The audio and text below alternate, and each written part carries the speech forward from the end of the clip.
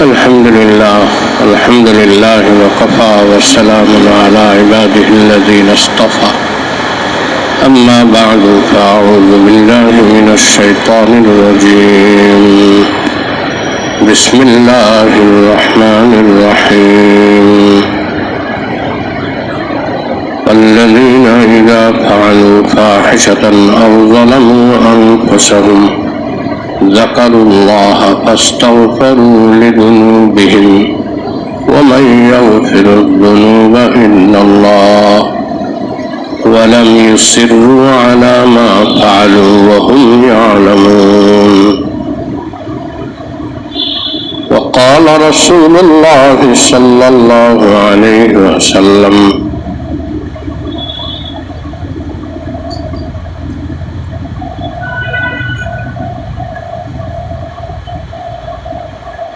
من رضي لقاء الله رضي الله لقاءه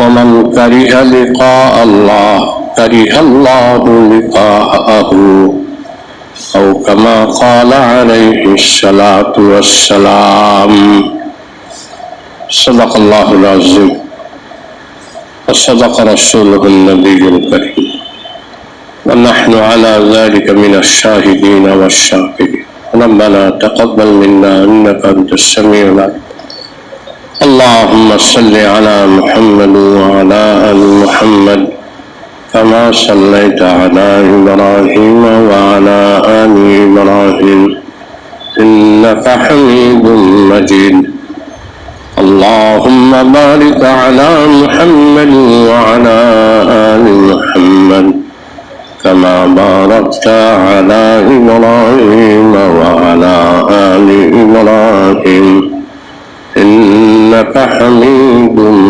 مجيد আল্লাহ পাকের দরবারে শুকর আদা করি আল্লাহর দয়া অফুরন্ত দয়া ও মেহেরবানি দীর্ঘদিন পর আবারও আমরা নিজেদের সংশোধনে আত্মশুদ্ধিমূলক আলোচনায় অংশগ্রহণ করতে পেরেছি আলহামদুলিল্লাহ।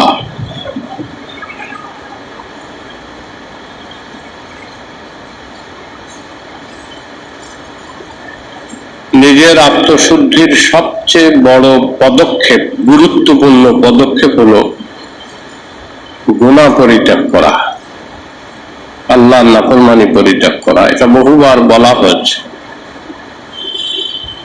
এবং এটা আরো বলা হবে। গুনাহ পরিত্যাগ করা, কিন্তু গুনাহ পরিত্যাগ করা সোজা না,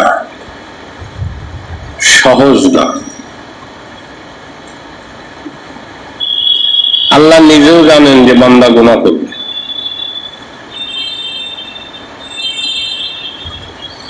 হাদিসে তো নবী আলাইহিস সালাতু ওয়াস সালাম বড় আজীব কথা বলছে। যদি বান্দা গুনাহ না করতো, এইরকম বান্দাদের মৃত্যুর পরে, তাদেরকে মৃত্যু দেওয়ার পরে আল্লাহ এমন বান্দা পাঠাইতেন যারা গুনাহ করত। তার মানে আল্লাহ চান যে আমরা গুনাহ করি, কিন্তু নিষেধ করছে করো না।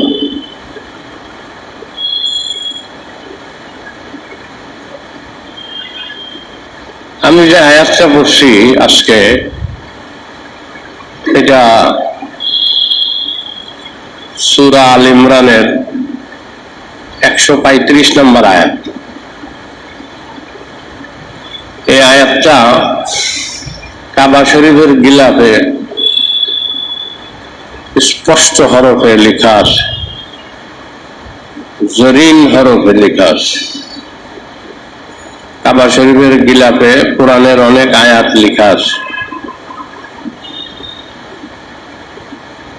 আমি খুব একটা খেয়াল করি নাই, কিন্তু যতবারই কাবা শরীফের দিকে চাইছি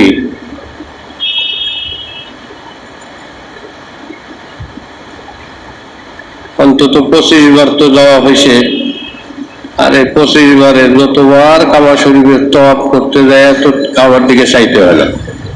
অন্য সময় তওয়াফরত অবস্থায় কাবার দিকে চাওয়া মাকরুহ। মাকরুহ মানে অপছন্দনীয় কাজ। তওয়াফরত অবস্থায় শুধু অন্তরের ভিতরে আল্লাহর ধ্যান থাকা চাই, আল্লাহর মহব্বত ও ভালোবাসা থাকা চাই। কাবা শরীফের দিকে তাকানো যাবে। তওয়াফ করতেছেন, আপনি লিখতেছেন কাবা শরীফ কিরম, আবার কাবা শরীফের পাশে জমজম টাওয়ার দেখা যায়, ঘড়ি কয়টা বাজে যদি দেখতেছেন, ঘড়িটা কিরম বড়, এত ঘড়ি উপরে লটকাইছে কেমনে,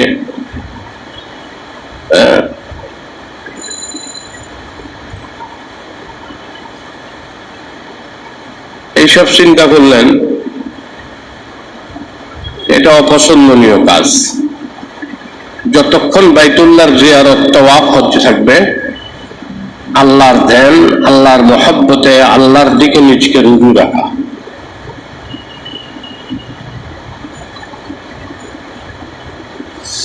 এটা তো বিরাট বড় পরীক্ষা, বিরাট বড় পরীক্ষা।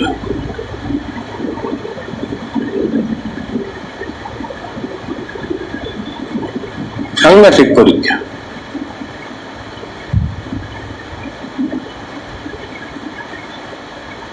আমি আল্লাহর কাছে কইছি, আল্লাহ তোমার ঘরে আইনা এরকম বড় পরীক্ষার মধ্যে ফেললা কেমনে? মারাত্মক পরীক্ষা। সুন্দরী সুন্দরী মেয়েরা, যুবতী যুবতী মেয়েরা সব লগে মিশা মিশা তওয়াফ করতেছে, একজনের গায়ের লগে আর একজনের শরীর লাগতেছে,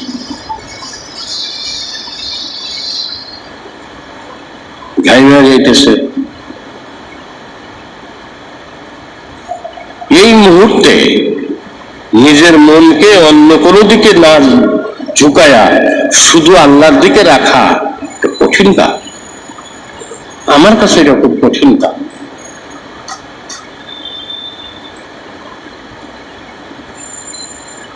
আমি এটাকে খুব কঠিন কাজ মনে করি। এই জন্য আগে বহুত ধ্যান করি,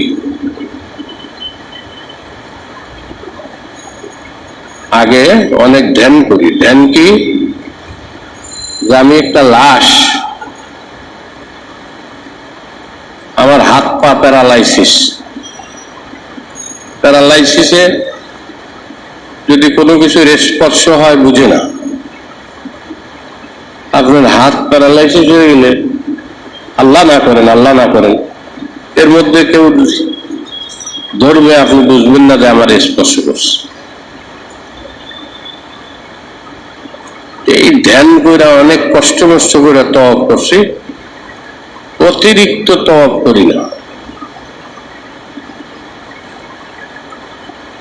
একজনের উমরা যায় আমারে শুনাইতেছে, আমি ডাইরেক্ট জেদ্দা থেকে মদিনায় গেছি, আর হেরা আগে গেছে মক্কায়, ছিল বহুদিন, প্রায় 25-26 দিন মক্কায় থাইকা ওরা পরে গেছে মদিনায়। তো মদিনায় আমার সাথে দেখা হয়েছে লালবাগের মানুষ।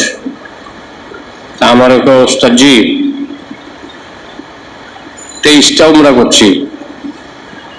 সাংঘাতিক কাম করছে, এই কয়দিনে 23টা উমরা করছো? হ্যাঁ, আমি তো একটা উমরাও করবো না। কারণ হজের আগে উমরা মাকরুহ। মাশাআল্লাহ জানেন, ওলামা দেশে জানে না। হজ করতে গেছেন, হজের আগে, হজ তো পরে, এ তো মদিনায় গেছে গা, মদিনার থেকে আইসা পরে হজ। আমি ডাইরেক্ট মদিনায় গেছি, আমি একসাথে তাদের সাথে মক্কায় যাব, যায়া হজ করবো। এরা হজের আগে আমার এক অবস্থা যে 23টা উমরা করছি। সাংঘাতিক কাম করছো। 23টা উমরা করলে তওয়াফ করছো কতটি কয়া পারি না, গুলি গানি নাই। 23টা উমরা করছি, এইটাই গুলা রাখছি, আর তওয়াফ যে কতটি করছি কয়া পারি না, কতটি করছে। আমার জায়গায় আমি করি নাই। আমি তো সুন্নত আর ওয়াজিব তওয়াফ সারা, ফরজ তওয়াফ সারা, নফল তওয়াফই করি না, নফল তওয়াফই আমি করি না। তওয়াফ যেটা করবো এটা নফল, আর গায়ের মাহরাম মহিলার সাথে ধাক্কা লাগবে এটা হলো হারাম। নফল তওয়াফ করতে গেছি কি, আগে একটা জামানা ছিল মানুষ পাতলা ছিল, এখন ওই যে করোনার সময় যদি যাইতেন তাইলে অনেক তওয়াফ করতে পারত, সবাই ফাঁক ফাঁক করে দেয়, কোনো ভিন নাই, ধাক্কা ধাক্কি নাই। আর এছাড়া যারা হজে গেছেন, হজের টাইমে কিরম ভিড় হয়, হ্যাঁ, হজের 2-3 দিন আগে, এবং বিশেষ করে তওয়াফে জিয়ারত, ফরজ তওয়াফে কিরম ভিড় হয় তো জানেনি। যাই হোক, এগুলো লম্বা চড়া কথা, এই আলোচনা করার জন্য বসি নেই। আমি আয়াত পড়ছি 135 নম্বর আয়াত, কোন সূরার? সূরা আল ইমরানের। এই আয়াতটা কাবা শরীফে গিলাফে ওই যে জরির সুতা দিয়া বা স্বর্ণের পানি দিয়া ওই জরিকে করে গোল্ডেন কালারে মোটা মোটা হরফে লেখা আছে। অন্য সময় আমি দেখছি 2টা আয়াত, এটা সবসময় নজরে পড়ে, অন্যগুলো আমি ঠিক খেয়াল করতে পারিনি, মনেও রাখতে পারিনি। এইটা একটা, আর একটা হলো ওয়াজদিন ফিন নাস বিল হজ্জি ইয়াতুকা রিজালান ওয়া আলা কুল্লি দামিরিন ইয়াতিনা মিন কুল্লি ফাজ্জিন আমির, সূরা হজের আয়াত। এই 2টা আয়াত প্রত্যেক বছর তো গিলাফ পাল্টে, কিন্তু প্রত্যেক বছর গিলাফে ঠিক রুকনে ইয়ামানি আর হজরে আসওয়াদ এর মাঝখানে যখন রাব্বানা আতিনা পড়ে তখন উপরের দিক সাইডে লাগা কি আছে, ওয়াল্লাযীনা ইযা ফাআলু ফাহিশাতান আও যালামু আনফুসাহুম যাকারুল্লাহা ফাস্তাগফিরু লিযুনুবিহিম ওয়া মান ইয়াগফিরুয যুনুবা ইল্লাল্লাহ ওয়া লাম ইউসিররু আলা মা ফাআলু ওয়া হুম ইয়ালামুন উলাইকা জাযাউহুম মাগফিরাতুম মির রাব্বিহিম وجنات تجري من تحتها الأنهار خالدين فيها। পরের আয়াত 136 নম্বর আয়াত পড়ে ফেলছি আমি। 135 নম্বর আয়াতের যে মিনিং, ব্যাখ্যা, মর্মার্থ, এর প্রতিদান 36 নম্বর আয়াতে উল্লেখ করা হয়েছে। এই আয়াতে লেখা আছে ওয়াল্লাযীনা ইযা ফাআলু ফাহিশাতান, যারা অশ্লীল কাজ করেছে জীবনে, আও যালামু আনফুসাহুম, অথবা অন্য কোনো নাফরমানি করে নিজের উপরে অত্যাচার করেছে, তারা কি করে? যাকারুল্লাহ, আল্লাহকে স্মরণ করে, ফাস্তাগফিরু লিযুনুবিহিম, আর নিজের কৃত গুনার জন্য ক্ষমা চায়, ওয়া মান ইয়াগফিরুয যুনুবা ইল্লাল্লাহ, আর আল্লাহ ছাড়া কেই বা ক্ষমা করবে, ওয়া লাম ইউসিররু আলা মা ফাআলু, তারা যে গুনাহ করেছে এটার উপরে তারা হটকারিতা করে না, ওয়া হুম ইয়ালামুন, তারা যায় না বুঝা এই গুনার উপরে হটকারিতা করে না। হটকারিতা বুঝেন না? জিদ, গাউরামি, যে আমি এটা করবো, কি হইব দেখা দেব।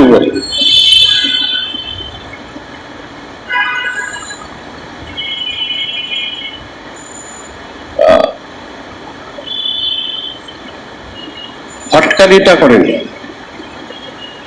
আল্লাহর কাছে ক্ষমা চাইছে আর ওই গুনাহ ছেড়ে দিছে।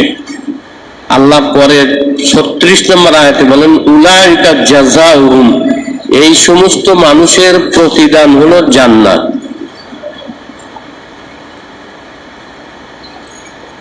এবং আল্লাহর ক্ষমা, উলাইকা জাযাউহুম মাগফিরাতুম মির রাব্বিহিম, তাদের জন্য রয়েছে ক্ষমা, ওয়া জান্নাতিন তাজরি মিন তাহতিল আনহার, এবং জান্নাত যার তলদেশে স্রোতস্বিনী প্রবাহমান। আমি বলতেছিলাম যে গুনাহ না করা এটা হলো আত্মশুদ্ধির সবচেয়ে বড় এবং প্রধানতম এবং সবচেয়ে গুরুত্বপূর্ণ পদক্ষেপ। যে একজন সালেক, যে আল্লাহর পথে চলতে চায়, সে সব ধরনের গুনাহ ছাড়বে, গুনাহ করবে না। কিন্তু গুনাহ করবেই না এটা হবে না, গুনাহ তার হবেই, গুনাহ হইয়া যাবেই,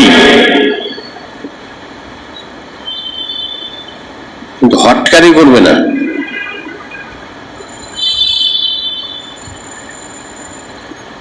কেউ বদমাশি করে তারে মদ পান করায় দিছে,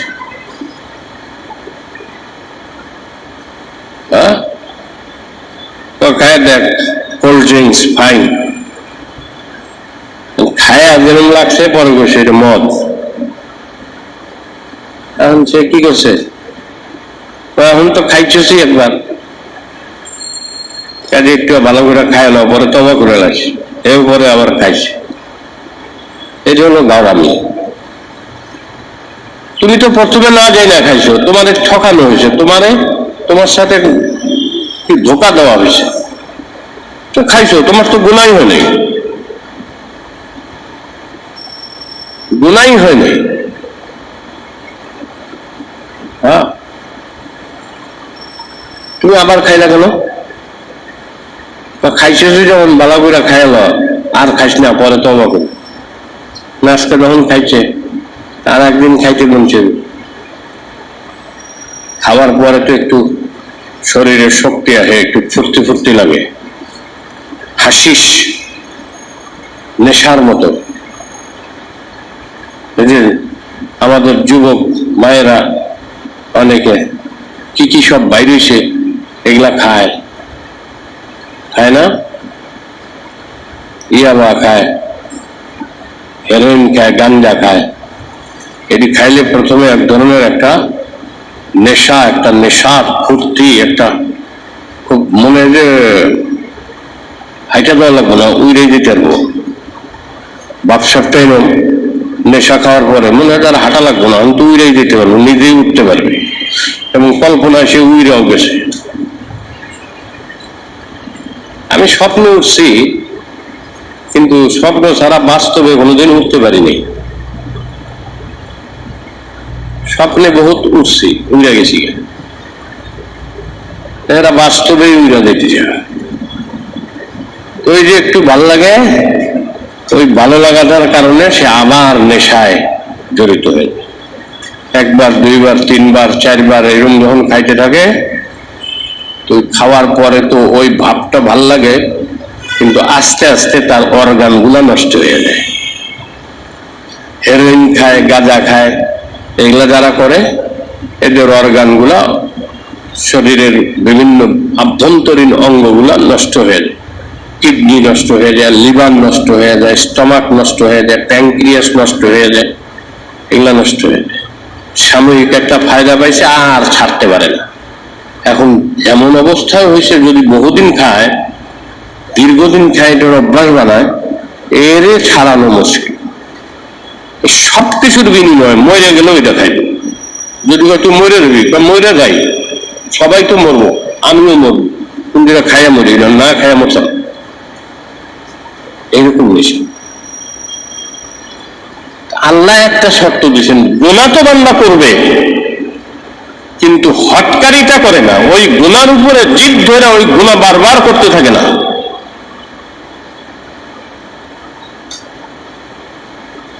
আল্লাহকে স্মরণ করে আর ক্ষমা চেয়ে।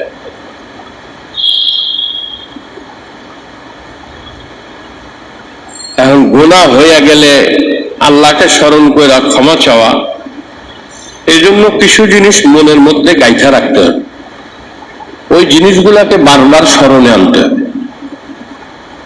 তাহলে গুনাহ ছাড়া সহজ হবে। যদি নাও ছাড়ে, কদাচিৎ হয়েও যায়, তাহলে হটকারিতা করবে না, বরং আল্লাহকে স্মরণ করে আবারও কি করবে, মাপ চাইবে। ওই জিনিসগুলোর মধ্যে একটা হলো যে গুনার সাক্ষী সাক্ষী হয়ে যায়।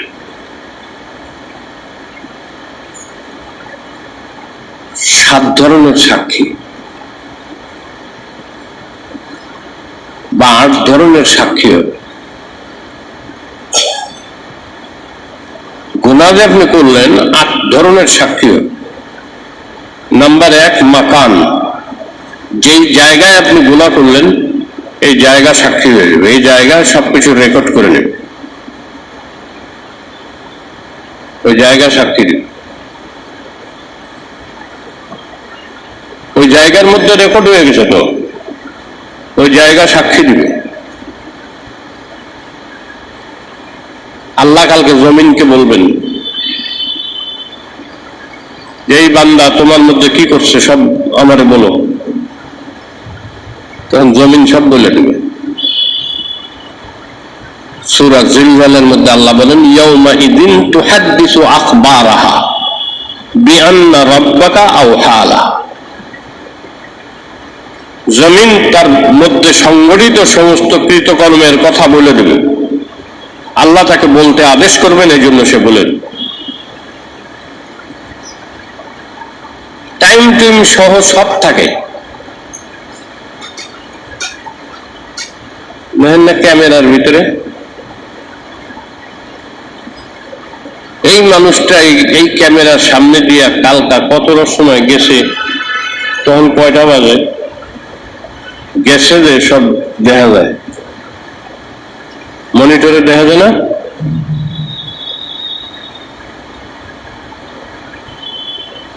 সেই জমিনে যে গুনাহ হয়েছে, আপনি যে গুনাহ করছেন জমিনের মধ্যে, জমিন সাথে সাথে সাক্ষী হয়ে গেছে।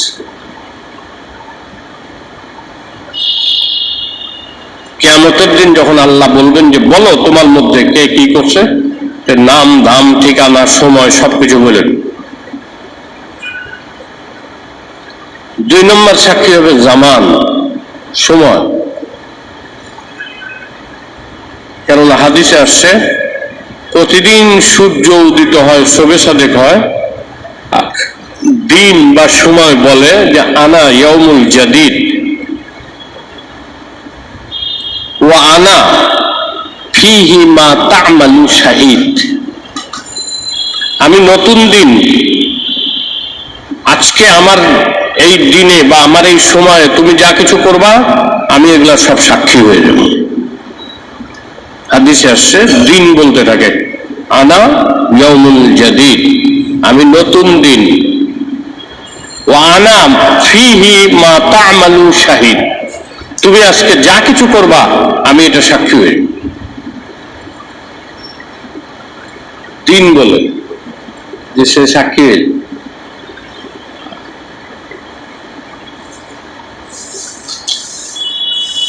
তিন নম্বর, তাশহাদু ইয়াউমা তাশহাদু আলসিনাতুহুম, জবান পাক শক্তি সাক্ষী হয়ে। ওয়া আরজুলিহিম, আরকান অঙ্গ প্রত্যঙ্গ সাক্ষী হয়ে। যে অঙ্গ দিয়ে করা হয়েছে ওই অঙ্গই সাক্ষী। কয় প্রকারের সাক্ষী দিল? হ্যাঁ, 4 প্রকারের। ওয়াল মালাকান, 2 ফেরেশতা, ইন্না আলাইকুম লাহাফিজিন কিরামান কাতিবিন। কিরামান কাতিবিন হলো সম্মানিত লেখক, সম্মানিত লেখক সাক্ষী দিবে, তারা সব রেকর্ড করতেছে। কাজে কিরামান কাতিবিন সাক্ষী দিবে। কয় ধরনের সাক্ষী হলো? নাম্বার 6, নামায়ে আমাল। এগুলা যে আল্লাহর কাছে রেকর্ড হইতেছে সাক্ষী, নামায়ে আমাল। কিয়ামতের দিন মানুষ যখন নামায়ে আমল দেখবে,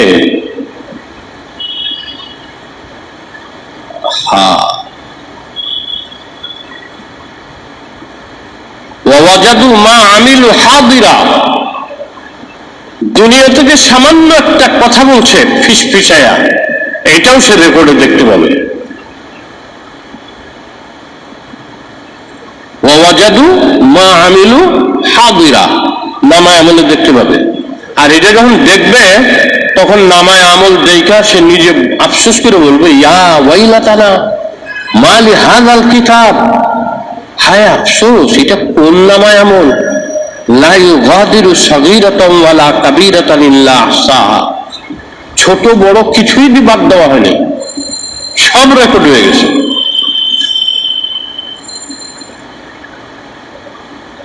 আল্লাহ বলবেন, ইকরা কিতাবাক, তোমার নামায় আমল তুমি পড়ো, কাফা বিনাফসিকাল ইয়াওমা আলাইকা হাসিবা, তোমার বিচার করার জন্য তুমি আজকে যথেষ্ট।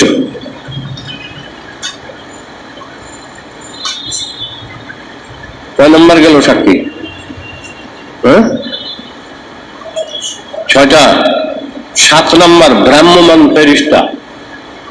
কিছু ফেরেশতা আছে ভ্রাম্যমান, জগতে কে ভালো কাজে লিপ্ত আছে কে মন্দ কাজে লিপ্ত আছে এটা সে ঘুরে ঘুরে দেখে। আর যদি ভ্রাম্যমান ফেরেশতার চোখে পড়ে যায় তাহলে তারাও সাক্ষী হবে। 7 নম্বর। 8 নম্বর হলো নবী স্বয়ং সাক্ষী দেবে।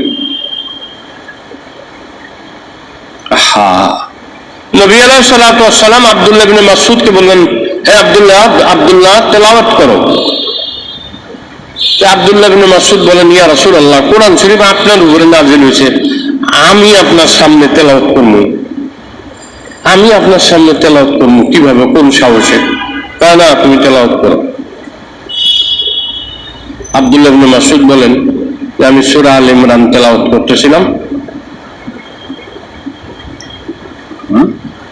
সূরা নিসা তেলাওয়াতকালে যখন এই আয়াতে আসলাম, ফাকাইফা ইযা জিনা মিন কুল্লি উম্মাতিন বিশাহিদিন ওয়া জিনা বিকা আলা হাউলাই শাহিদা, এই আয়াতে আসলাম, তখন দেখি নবী আলাইহিস সালাতু ওয়াস সালামের চোখ দিয়া পানির ফোয়ারা নহর জারি হয়ে গেছে, নবীজি কাঁদতেছে। ইয়া রাসূলুল্লাহ, এই আয়াতে আপনি কাঁদতেছেন? হ্যাঁ, কেননা আমি কাল কিয়ামতের দিন প্রত্যেক উম্মতকে তার কৃতকর্মের সাক্ষীর জন্য তার নবীকে ডাকা হবে, নবী সাক্ষী দিবে। আচ্ছা, আমি যে মনে করছি নবী তো ছিল না, নবী সাক্ষী দিবে কেমনে? প্রত্যেক বৃহস্পতিবার আর সোমবার বাদ আসর নবী আলাইহিস সালামের কাছে উম্মতের রেকর্ড সহ নাম এবং কর্ম আমল পেশ করা হয়। এই যে কর্ম পেশ করা হয়, এই একটা কপি নবীর কাছে থাকে, নবীর কাছে থাকবে। কিয়ামতের দিন আল্লাহ ডাক দিয়া নবীকে বলবেন যে আপনার এই উম্মতের ব্যাপারে আপনার কাছে কি রেকর্ড আছে বলেন। তখন নবীজি তার কাছে সেই রেকর্ড বাইর করে বলবেন যে ইয়া আল্লাহ এই কাজ করছে। নবী যখন এটা বলবে তখন একজন মানুষের কি অবস্থা হবে জানেন? পরের আয়াতে আল্লাহ বলতেছেন, ইয়াউমাইযিন ইয়াওয়াদ্দুল্লাযীনা কাফারু ওয়া আসাউর রাসূলা লাউ তুসাওয়া বিহিমুল আরদু ওয়া লা ইয়াকতুমুনা হাদীসা।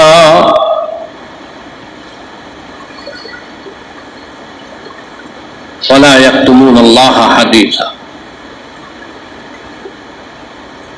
যখন এই কর্মটা নবীজি সাল্লাল্লাহু আলাইহি সাল্লাম বলবেন যে আমার এই উম্মত এই কাজটা অমুক দিন অমুক সময় করছে, তখন ওই উম্মত লজ্জায় শরমে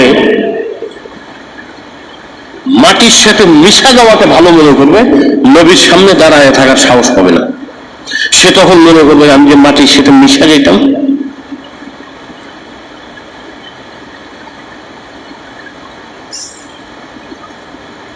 আসে কিছু মানুষ তাদের অপকর্ম বা তাদের গুনাহ যদি মানুষ জানে,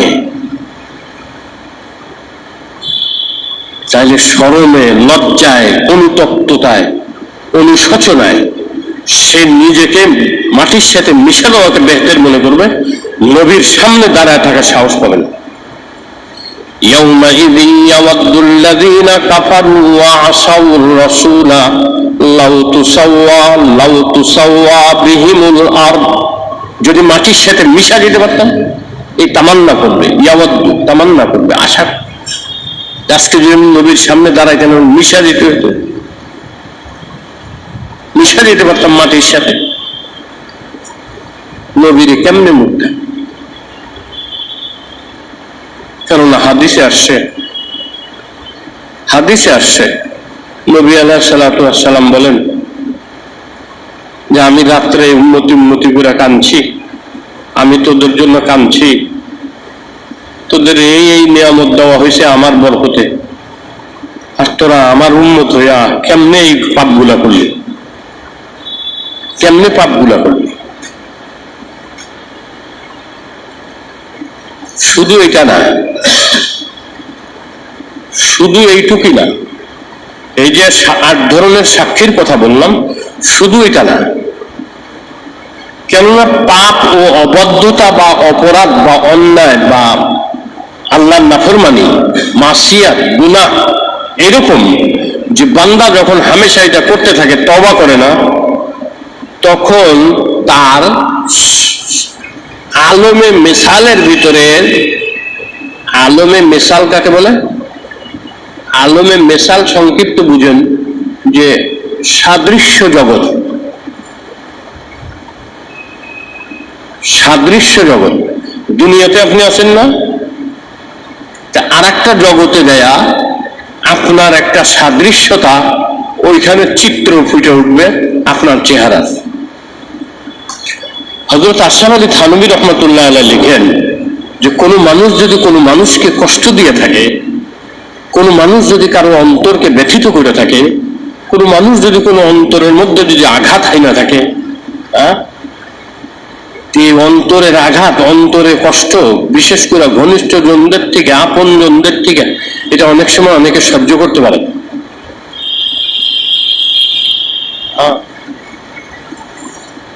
লাঠি দিয়া বাড়ি দিছে কেউ, এই আঘাত তো শুকায় যাবে, কিন্তু কেউ অন্তরে আঘাত করছে, এটা অনেক সময় শুকায় না।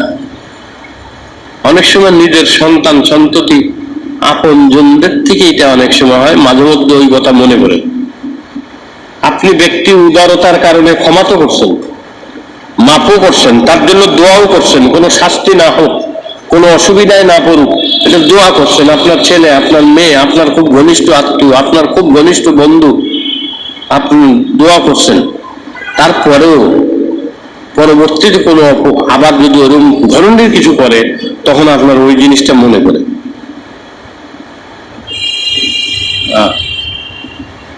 এই জন্য কবিও বলছে, জারাহাতুস সিনানে লাহাল তিয়ামু, জারাহাতুস সিনানে লাহাল তিয়ামু ওয়ালা ইয়ালতামু মা জারাহাল লিসানু। জারাহাতুস সিনানে লাহাল তিয়ামু ওয়ালা ইয়ালতামু মা জারাহাল লিসানু। তরবারির আঘাত তো শুকায় যায়, কিন্তু জবান, বাকশক্তির দ্বারা, মুখের দ্বারা যে অন্তরের মধ্যে কষ্ট দেওয়া হয়েছে, এই যে অন্তরকে ফাইরে ফেলছে, এইটা ঠিক হয় না, এইটা ঠিক হয় না, কঠিন। আলমে মিসালের ভিতরে আপনার আকৃতি হয়ে যেতেছে আপনার কৃতকর্মের কারণে।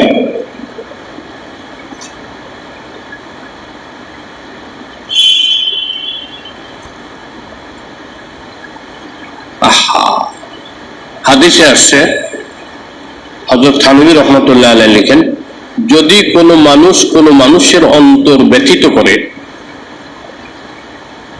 আলমে মিসালের ভিতরে ওর আকৃতি বিচ্ছুর মতো হয়। কিসের মতো হয়? বিচ্ছু। বিচ্ছু চিনেন? সাপ বিচ্ছু কই না, বিচ্ছু।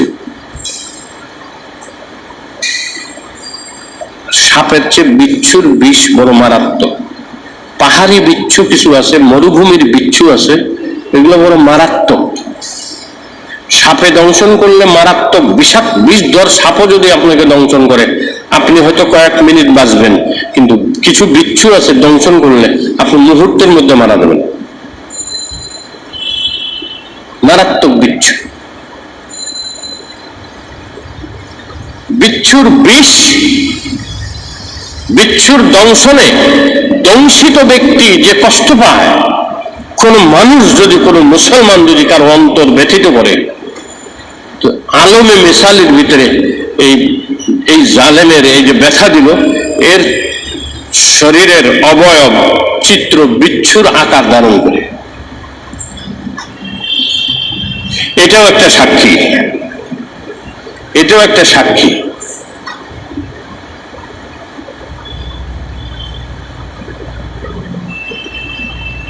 আমি কোন সময় কম্পিউটারে,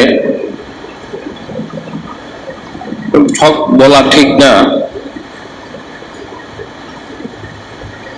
একজন মানুষের আইডেন্টিফাই করতে যায়, তার ব্যাপারটা দেখতেছিলাম একখানে। কম্পিউটারের ভিতরে বিভিন্ন ছবি, এই ছবিগুলো একসাথে এটার সাথে মিনিমাইজ, মানে সব নাই হয়ে যায়। তার মানে এটা মিলছে, তার মানে কি এটা মিলছে।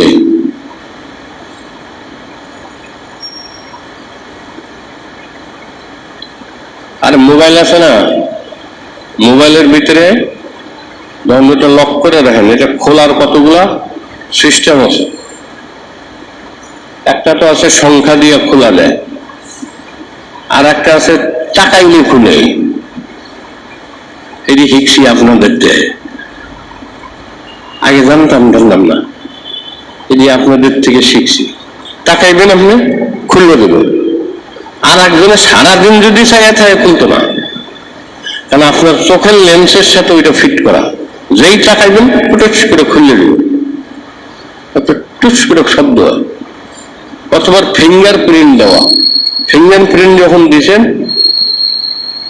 আপনার অন্য যেমন হাতে খুলবো না, আপনার ফিঙ্গার দিয়ে হাত ছোঁয়াইছেন, খুলে গেছে। আর এই যে ফিঙ্গার প্রিন্টটা যখন আপনি মোবাইলের লক খোলার জন্য ইউজ করেন, এটা দেওয়ার জন্য অপশন আছে বিভিন্ন কায়দায়, বিভিন্ন রকম, এইভাবে এইভাবে এইভাবে এইভাবে বিভিন্ন দিলে ওই জায়গাটা পুরা হয়। এখন আপনার ফিঙ্গার দিলেই ওইটা খুলবো। এই আঙ্গুলের মধ্যে যে দাগগুলো আছে, এই ফিঙ্গারপ্রিন্ট এইভাবে দেন, এইভাবে দেন, এইভাবে দেন, বাঁকা করে দেন, এগুলো সবগুলো মিলবো, মিললে আপনার ফিঙ্গারপ্রিন্ট তৈরি। এখন আপনি যখন দিবেন সাথে তো খুললেন। সাক্ষীর মধ্যে ওইটাও একটা, যে তুমি যে দুনিয়াতে জালেম ছিলা, অন্য মানুষের অন্তরকে দুখাইছো, অন্তরকে ব্যথিত করছো, এই যে দেখো তোমার চিত্র, এই যে দেখো। এটা তো আমি না, ওটা তো বিচ্ছু। তখন আল্লাহ পাকের ওই কম্পিউটার যেখানে থাকবে আলমে মেসালিতে, ওই বিচ্ছুর আকার করে পরে দেখবে যে তোমার ছবি আয় বসছে, অথবা তোমার ছবি নিয়ে ওই বিচ্ছুর সাথে মিলাইব, দেখবো যে তোমার ছবি যে ওর সাথে মিলে গেছে।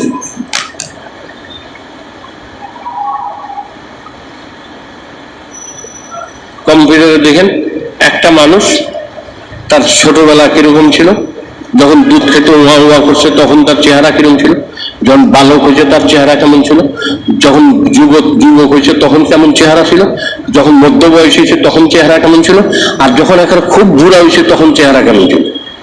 দেখবেন যে চেহারা নিয়ে মিলা দিতে মিল লাগেছে। আলমে মেসালিতে তুমি যে আর একজনের মনে কষ্ট দিছ, তোমার আকৃতি বিচ্ছুর মতো হয়ে গেছে। হযরত থানভী সাহেব লিখেন, যে কোন মানুষ যদি লোভী হয়, আর লোভ করে অন্যেরটা যদি আত্মসাৎ করে, এর আকৃতি আলমে মেসালে কুকুরের মতন হবে। কিয়ামতের দিন আলমে মিসালের সেই স্ক্রিন তার সামনে নিয়ে আসা হবে, আর এই মানুষটাকে স্ক্রিনের সামনে দাঁড় করানো হবে। দুইটা স্ক্রিন থাকবে, বলবে এটা কার ফটো? বলে আমার ফটো। বলে এটা কি? বলে এটা কুত্তা। তুমি তো আসলে কুত্তা হয়ে গেছো, দেখো এই ফটোটা মিলাল। হযরত থানভী সাহেব লিখেন যে যে লোভ করে অন্যের জিনিস আত্মসাৎ করছে, আলমে মিসালিতে তার চেহারা কুত্তার মতন।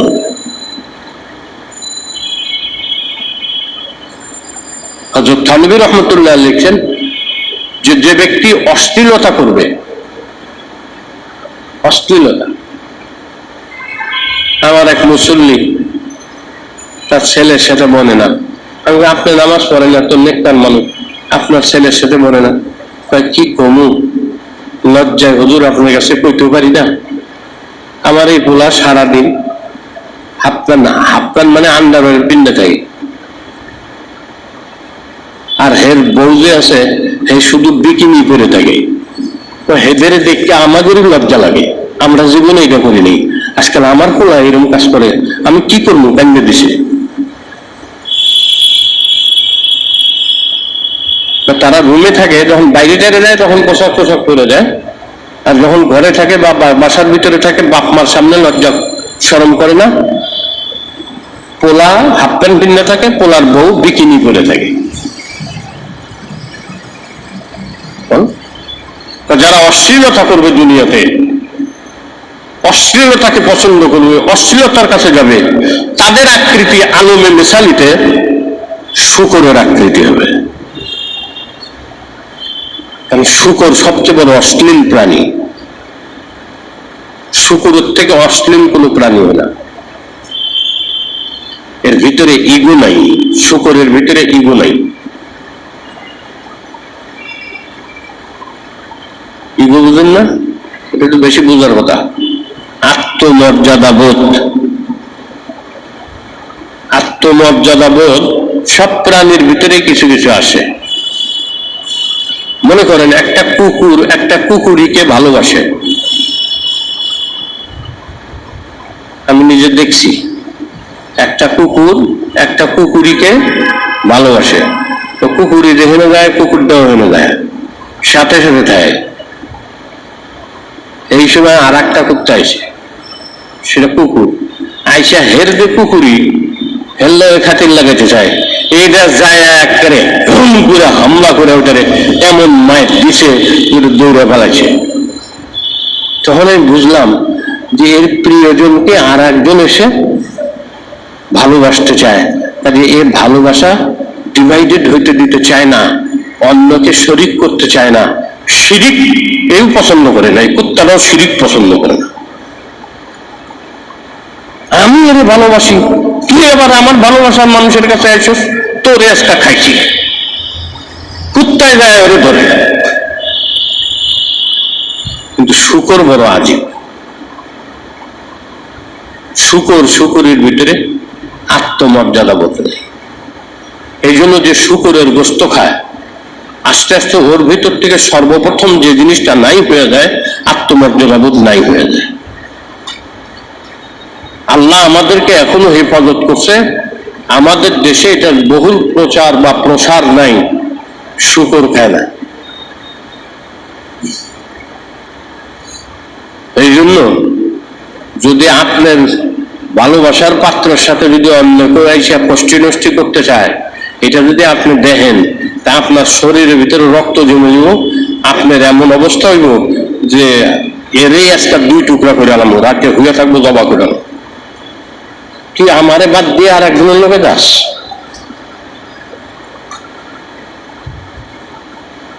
দ্বিচারিণী, আমার স্ত্রী হইয়া দ্বিচারিণীর স্বভাব তোমার? আজকে জবা করে আলাম, পারলে আসলে জবই করে আলাম। এরকম পরে অনেক ক্ষেত্রে আসল ঘটনা তো আমরা জানি না। স্বামী স্ত্রীকে মারে, স্ত্রী স্বামীরে মারে, এসব ঘটনা পত্র পত্রিকায় যা আসে একবারে খামাখানা। একটা মানুষকে স্বাভাবিকভাবে মারতে পারে? আমার কাছে এটা বিশ্বাস হয় না। শূকরের গোস্ত খাইব, তার প্রমাণ হলো ওয়েস্টার্ন কান্ট্রিগুলা। ওয়েস্টার্ন কান্ট্রিগুলা স্বামী স্ত্রী উভয়ে বাড়ে গেছে, ড্রিঙ্ক করছে, ভালো মতো খাওয়া দাওয়া করছে, সপ্তাহে একদিন খায়, ছুটির দিন, বলে তো বউয়ের লগে দেখা হয় না, স্বামীর লগে দেখা হয় না, দেখা হইব কেমনে?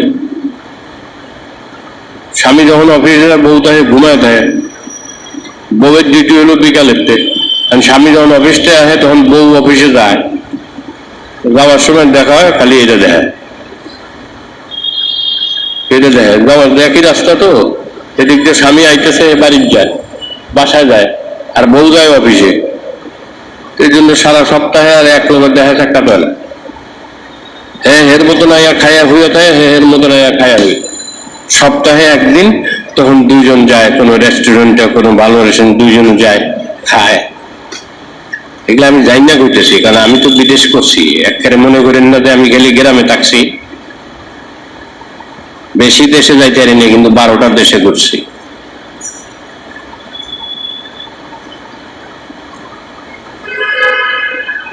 তো দুইজন একসাথে, ওই বউ যখন যায় অফিসে তখন স্বামী অফিসে রাস্তার দেখা হয়েছে, জনে আলাদা আলাদা গাড়ি আছে,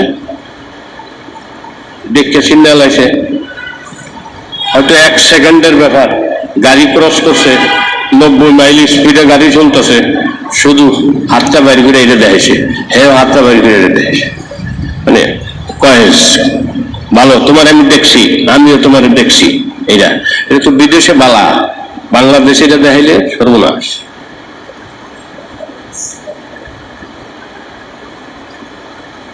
আমি যখন ক্যান্টনমেন্টে ছিলাম তখন এক হুজুর আমারে কয়, খারাপ ঠিক কবু আমারে এটা দেখায়, যখন এটা দেখাইছে আমি যখন দূরে বাইর করে দেখাইছি, দুজন হাসে, হুজুর কম তো, হ্যাঁ হাসে কে, আমি দূরে বেড়েছি, তো রাগ মনের কথা, হাসে কে, আমি দূর পাগলা, বিদেশে এটা খুব বালা, মানে আন্তা কয়েস আপনি খুব ভালো, এটা দেখা বুঝাবার লেগে দেয়। আচ্ছা আমি তো বুঝি নাই, আমি মনে করছি আমার ওইটা দেখাইলো, তা আমি কি একটা দেখো, আমি 2টা দেখেছি, এলো ব্যাপার। এটা দেখে হে জানলা দিয়া গাড়ির গ্লাস খুললে এটা দেখে, হে গাড়ির গ্লাস খুলে এটা দেখে। সপ্তাহে একদিন পর রেস্টুরেন্টে গেছে, ভালো মন্দ খাইছে, এই দিন খুবই করছে, এখন খাইয়া এখন যে মিউজিকের সাথে সাথে কিছু নাচানাচি আছে না, সবাই চুপ করেছে, মনে হয় যে কেউ কিছু বুঝে না, জানে না, নাচানাচি নাই বিদেশে, তো কোনটা কোন লাগে মনে হয় আমি একলাই জানি সব কিছু, আপনারা কিছু জানে নিলাম, বা কত দরবেশ মানুষ সব, তাই না? নাচতেছে, এখন নাচবে কার সাথে? আর এক বেটার সাথে, হের ওয়াইফ যে আর এক বেটার সাথে নাচবে, আর হের স্বামী আর একজনের বউয়ের সাথে নাচবে, দেখতেছে দুজন, এই ধৈর্য নাচতেছে, এই ধৈর্য নাচতেছে, হ্যাঁ একেবারে একসাথে হয়ে যেতেছে, একবার নাচতে নাচতে একবার একটা মুখ চলে দিতেছে জায়গা মতো, গায়রাত নাই।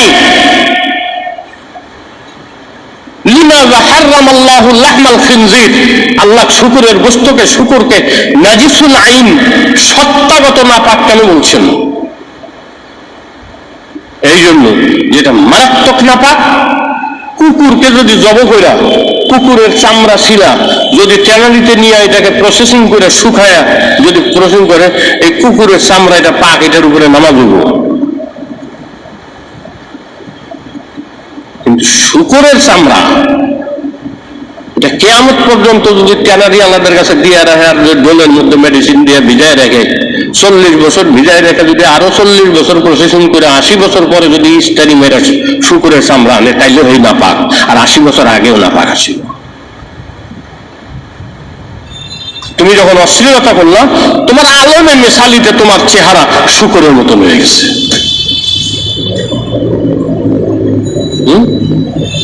হাদিসে আসছে, কোন মানুষ যদি ইমামের আগে রুকু করে, ইমামের আগে রুকু থেকে উঠে, এর সুরত সেকেলো খিনজিরের মতন হয়ে গেল। একজন বহুত বড় আলেম এটাকে পরীক্ষা করার লিগা সে ইচ্ছা করে একদিন রুকুর মধ্যে ইমামের আগে গেছে আর রুকু থেকে আগে উঠছে, সালাম ফিরানো মাত্র হুজুরদের একটা রুমাল থাকে না, দেন না?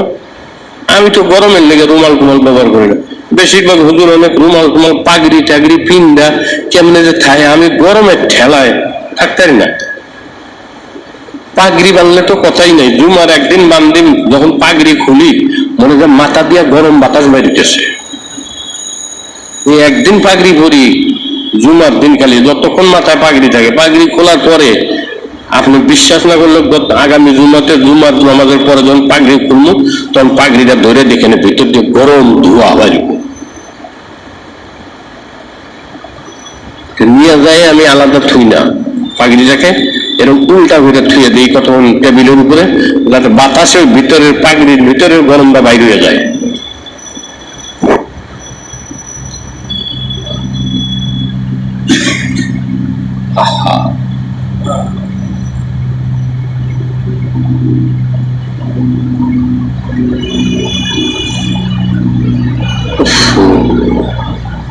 গরম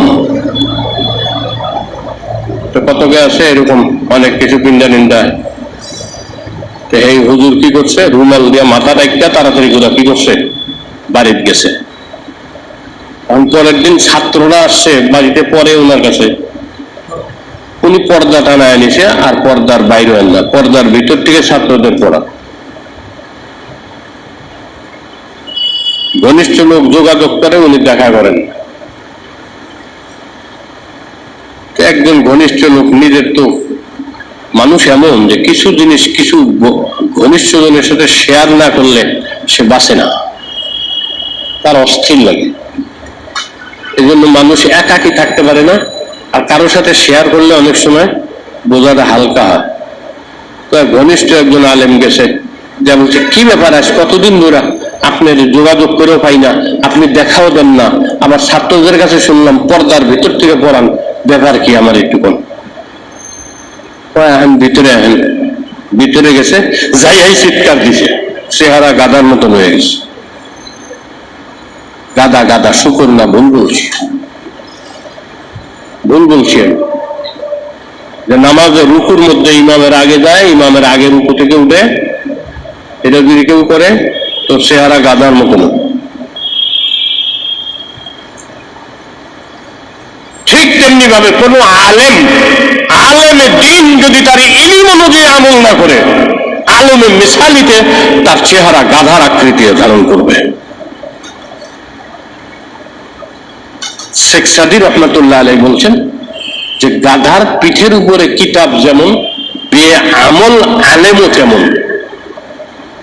আপনি যদি বড় বড় বুখারী শরীফ, বুখারীর ব্যাখ্যা গ্রন্থ, তিরমিজি শরীফ, নাসাই শরীফ, ইবনে মাজাহ শরীফ, মুওয়াত্তা মালিক, মুওয়াত্তা মুহাম্মদ, মাবসুত, আর অন্যান্য সুনানে আবু দাউদ, সুনানে তিরমিজি, আরো অন্যান্য যত আছে সুনানে আবু আহমদ, এই সব কিছু নিয়ে কি করছেন, আপনি গাদার পিঠে বহন করে দিচ্ছেন, গাদা লয়ে গেছে।